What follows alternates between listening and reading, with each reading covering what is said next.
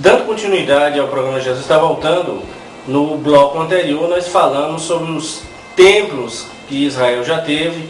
O primeiro templo foi destruído em 586 a.C., o segundo templo, o templo de Zorobabel e Herodes. Falamos também que no capítulo 11 ele começa, João é levado a medir um templo, que é o terceiro templo dos judeus, será construído durante a tribulação. Com certeza será o anticristo que dará ordem para se fazer este templo. Agora é interessante lembrar, não falamos no bloco passado, que o terceiro templo dos judeus tem uma pedra de tropeço aí no meio. Porque no local onde está hoje o Domo da Rocha, uma mesquita muçulmana, era onde estava o segundo templo dos judeus. O Muro das Lamentações ali é parte do que era o templo. Então, como será que esse templo será construído se existe uma mesquita muçulmana ali? Já existem vários projetos. Existem projetos de construírem no lado de trás, mas de qualquer forma, tem uma mesquita muçulmana. A mão de Deus é poderosa e o tempo é de Deus. Em 1967, durante a Guerra dos 6 Dias, os judeus tiveram a oportunidade de destruir aquela mesquita, porque eles retomaram Jerusalém, adentraram em Jerusalém Oriental, e eles poderiam ter destruído aquela mesquita. Mas como Israel é uma nação democrática, eles não destruíram aquele templo, porque vai ser na hora de Deus, no tempo de Deus, para que haja a construção do terceiro templo.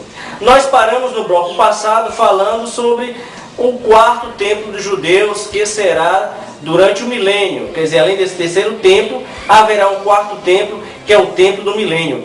Nós temos essa passagem em Ezequiel, capítulo 40, do versículo 4 a 8, falando desse templo, que Ezequiel é levado também a medir um templo. Ainda em Ezequiel 37, versículo 26 a 28, diz assim: e farei com eles uma aliança de paz, e será uma aliança perpétua, e os estabelecerei, e os multiplicarei, e porei o meu santuário no meio deles. Olha aí.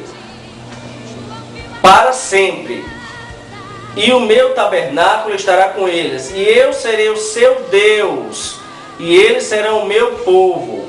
E os gentios saberão que eu sou o Senhor, que santifico a Israel, quando estiver o meu santuário no meio deles para sempre. E aqui é o templo milenial. Há uma menção também em Isaías, capítulo 2, versículo de 1 a 3, que diz o seguinte: palavra que veio a Isaías, filho de Amós, a respeito de Judá e de Jerusalém. E acontecerá nos últimos dias que se firmará no monte da casa do Senhor, no cume dos montes, e se elevará por cima dos outeiros, e concorrerão a ele todas as nações. Irão muitos povos e dirão: vinde, subamos ao monte do Senhor. Isso nunca aconteceu, e nem vai ser no terceiro templo, é aqui no templo milenial.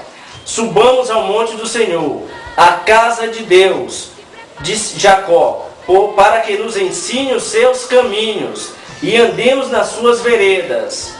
Porque de Sião sairá a lei, e de Jerusalém a palavra do Senhor. Então veja que no templo milenial a palavra vai sair de Israel.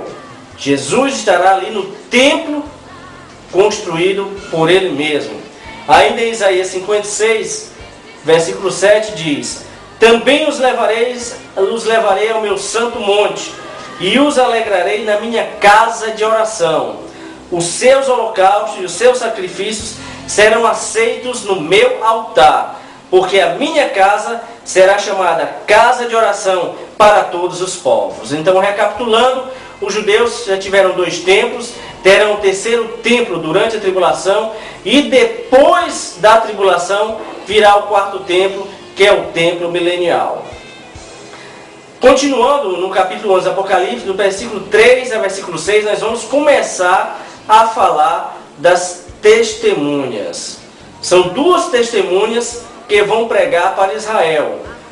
É interessante que existem 3 pensamentos a respeito de quem serão essas testemunhas. Uma linha de pensamento diz que será Elias e Moisés. A outra linha de pensamento diz que será Elias e Enoque. A terceira linha, e a menos difundida, a mais restrita e a menos possível, diz que será Elias e que Deus irá levantar um outro profeta. Então existem essas três linhas de pensamento.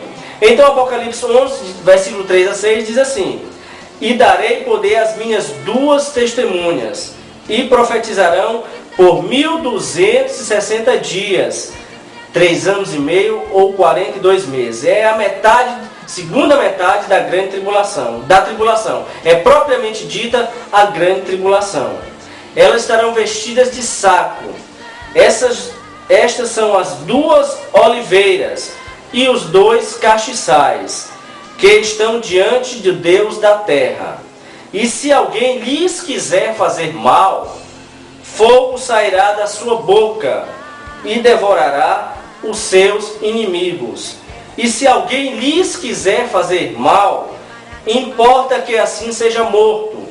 Estes têm poder para fechar o céu, para que não chova nos dias da sua profecia, e tem poder sobre as águas, para convertê-las em sangue, e para ferir a terra com toda sorte de pragas, todas quantas vezes quiserem. Veja que essas duas testemunhas terão todo este poder. Em Zacarias, no capítulo 4, versículo 1 a 14, nós temos uma referência já a essas duas oliveiras. A partir do versículo 12, diz assim, Zacarias, capítulo 4, versículo de 1 a 14, vamos ler aqui apenas o versículo 12, 13 e 14. Que são aqueles dois ramos de oliveira que estão junto aos dois tubos de ouro e que vertem de si azeite dourado? E ele me falou dizendo: não sabes tu o que é isto? Eu disse: não, Senhor meu. Então ele me disse: estes são os dois ungidos que estão diante do Senhor de toda a terra. O primeiro cumprimento dessa visão, aqui ele está falando de Zorobabel e Josué. E a parte final desta visão são as duas testemunhas do Apocalipse, do capítulo 11. É interessante observar que enviar pessoas em dupla foi sempre um princípio de Deus. Nós temos exemplos como Moisés e Arão, Josué e Caleb, Zorobabel e Josué, Pedro e João. E agora vão ter duas testemunhas. No próximo bloco do programa Jesus Está Voltando, nós vamos falar do caráter dessas duas testemunhas e quem são essas testemunhas. Nós vamos detalhar Elias, Enoque, Moisés e ver qual destes serão as duas testemunhas que estarão profetizando para Israel. Não perca o próximo bloco do programa Jesus Está Voltando.